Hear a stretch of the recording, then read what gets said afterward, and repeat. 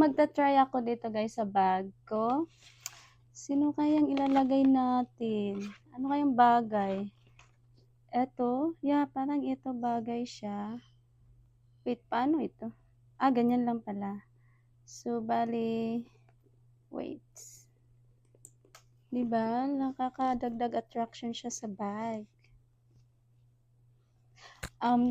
Wait. Okay, ayan na.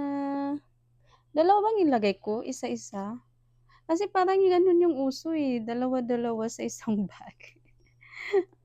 Pero ang cute naman ng isa lang. Diyan ba siya nilalagay? Ganyan? Or sa likod? Saan kaya siya? No? Kahit saan siguro. No? Tingnan nyo guys. Okay lang ba siya dito sa gilid?